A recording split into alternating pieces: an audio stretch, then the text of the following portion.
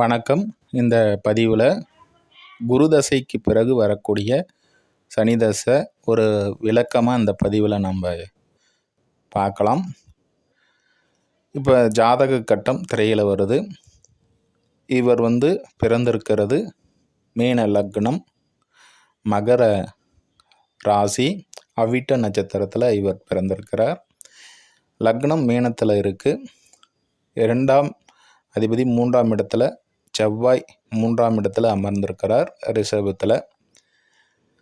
5ஆம் இடத்துல கடகத்தில் குரு கேது. அதே போல் இங்கே 10ஆம் இடத்தில் தனுசில் புதன், 11ஆம் இடத்துல 4 கிரகங்கள், மகரத்தில் சூரியன், சனி, ராகு, சுக்கிரன் மற்றும் சந்திரன் 5 கிரகங்கள் இங்கே மகரத்தில் அமர்ந்திருக்கு. இவருடைய ஜாதக கட்டம் இதுதான்.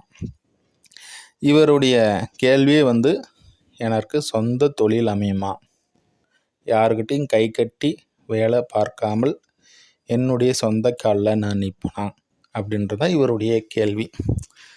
இப்போ பார்த்தீங்கன்னா, ஒரு ஜாதகத்தை எடுத்த உடனே எந்த ஒரு கிரகம் அதிக சுபத்தன்மை அடைஞ்சிருக்கோ அதன் வழியில் அதனுடைய தசா அமைப்பு நடக்கும்போது அவருக்கு அந்த தொழில் அமையும். அந்த வகையில் இவருக்கு இப்போ 2029 வரைக்கும் இவருக்கு நடைபெறக்கூடிய தசா அமைப்பு பார்த்திங்கன்னா குரு தசை தான் நடப்பில் இருக்குது. இந்த குருவிற்கு சனியினுடைய பார்வை, அதே ராகு தொடர்பு, சூரியன் பார்வை, இது எல்லாமே இருக்குது. அந்த வகையில் இங்கே பார்க்கும்போது சந்திரன், அமாவாசை சந்திரன், இது போன்ற பாவகிரகங்கள் தொடர்பு குருவிற்கு கேதுவுடன் இணைஞ்சிருக்கிறார். அப்போ பார்க்கும்போது லக்னாதிபதி தசை என்ற ஒரு அமைப்பில் எதையும் தாங்கி வரக்கூடியவராக இவர் கண்டிப்பாக இருப்பார். 5ஆம் இடத்துல குரு அமர்ந்திருக்குது, வக்ர அமைப்பில் இருக்கிற. இது ஒரு வகையில் நன்மை. ஏன்னா 5ஆம் இடத்தில் குரு தனிச்சோ இல்லை மற்ற கிரகங்களுடன் இணையாமலோ இருந்திருந்தால் அது காரகோ பாவனாஸ்தி என்ற அமைப்பின் பிறகு அது சரியில்லாத ஒரு அமைப்பு, புத்திர தடை, இது போன்ற அமைப்புகள் ஏற்பட்டிருக்கோம். இவருக்கு ஒரு ஆண் குழந்தை இருக்குது. இங்கே குரு வக்ரம், பெண் ராசி என்பதனால ஒரு ஆண் குழந்தை இவருக்கு இருக்குது.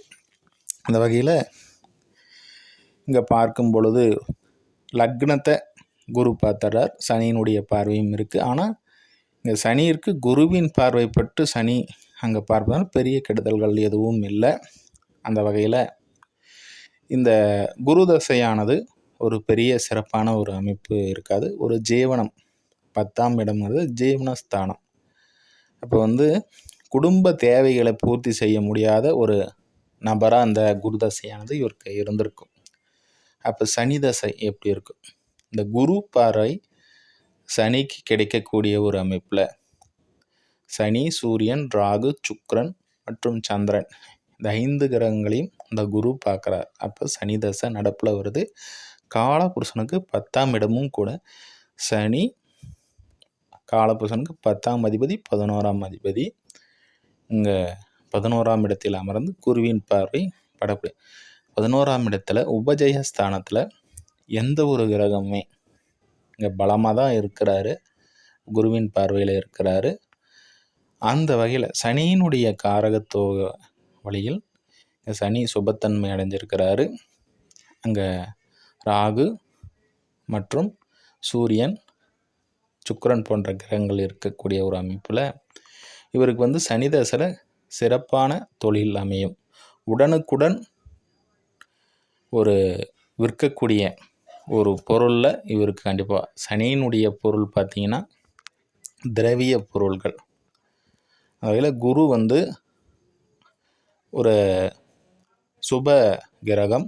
இவருக்கு மஞ்சள் நிற அமைப்புகள் உடையவர். அதே போல் சனி கருப்பு நிற அமைப்புகள் உடையவர். அந்த அமைப்புகள்லையும் அதே போல் சனியினுடைய காரகத்துவ அமைப்புகளையும் இவருக்கு ஒரு கண்டிப்பாக தொழில் அமையும். இங்கே சூரியனும் இணைவு பெற தடிமனான ஒரு பொருளை குறிக்கக்கூடியவர் சூரியன். அந்த வகையில் ராகுவும் அங்கே தொடர்பு கொண்டிருக்கிறார். ராகுவை பொறுத்த வரைக்கும் இங்கே 11ஆம் இடத்துல இருக்கும்போது அதிக லாபம் ஈட்டக்கூடிய ஒரு அமைப்பையும் கண்டிப்பாக தருவார். அதனால் இவர் இந்த சனி தசையானது ஒரு சிறப்பிக்கக்கூடிய ஒரு தசையாக கண்டிப்பாக இவருக்கு அமையும். சொந்த தொழிலை இவர் சனி தசையில் கண்டிப்பாக செய்வார். இப்போது இவருக்கு குரு தசையில் செவ்வாய் புத்தி நடப்பில் இருக்குது. இந்த செவ்வாய் பார்த்திங்கன்னா 3ஆம் இடத்துல 2 கூடிய ஒரு 3ஆம் இடத்துல ரிஷபத்தில் அமர்ந்திருக்கிறார். அந்த வகையில் பார்க்கும்பொழுது இந்த ரிஷபத்தில் செவ்வாய் இருக்கக்கூடிய ஒரு அமைப்புகளில் குரு தசையில் செவ்வாய்ங்கிறது ஒரு சிறப்பிக்கக்கூடிய ஒரு தசா புத்தி தான். இங்கே 3ஆம் இடத்துல இருக்கக்கூடிய ஒரு அமைப்புகளில் நன்மைகள் கண்டிப்பாக ஏற்படும். குரு தசையில் செவ்வாய் புத்தியில் ஒரு வெற்றி ஸ்தானம், புதிய முயற்சிகள், ஒரு புதிய விஷயங்களை தொடங்குறது, அதுக்கெல்லாம் ஒரு ஆரம்பமான ஒரு அமைப்பாக இந்த செவ்வாய் கண்டிப்பாக இருக்கும். இவருக்கு ராகு தசை, அது ராகு புத்தி வருது. அந்த ராகு புத்தி குருவின் பார்வை இருப்பதனால 11ஆம் இடம் பொருள் சார்ந்த பொருளை ஈட்டக்கூடிய ஒரு அமைப்புகள் கண்டிப்பாக அங்கே இருக்கும். இவருடைய ஜென்ம சனி காலங்களில் கூட கடுமையான உழைப்பின் மூலயமாக பொருள் ஈட்டக்கூடியவராக தான் இவர் இருந்தார். ஜென்ம சனிங்கிறது வேற, சனி தசைங்கிறது வேற. ஒரு சந்திரனை சனி கடக்கும்போது இருக்கக்கூடிய அழுத்தம் அந்த தசாவில் வராது. அந்த தசாங்கிறது சனி தசாங்கிறது 19 வருட காலம். அதற்கு சுபருவின் பார்வையாக இணைவும் இருக்கான்றது தான் நம்ம பார்க்கும். 2 பாவகிரகங்கள் இருக்குது. சூரியன் அரை பாவர் மற்றும் ராகு முழு பாவர். இந்த நடுவில் சனி இருந்தாலும் கூட இங்கே பலமாக அமர்ந்திருக்கிறார். அந்த வகையில் ஒரு நன்மைகள் ஏற்படக்கூடிய ஒரு அமைப்பு தான் இந்த சனி தசையில் குருவின் பார்வை இருக்கக்கூடிய ஒரு அமைப்புகளில் 11ஆம் இடம் பொருள் ஸ்தானத்தில் ஏன்னா சற்று குழப்பங்களும் மன உளைச்சல்களும் ஏற்படக்கூடிய ஒரு சூழல் கண்டிப்பாக இருக்கும். இவருடைய மூத்தவருடைய சாணம் 11ஆம் இடம் வர்றதுனால அவருக்கும் சில கஷ்டங்கள் இருக்கும். நன்றி, வாழ்த்துக்கள். இது போன்ற பதிவில் சந்திப்போம்.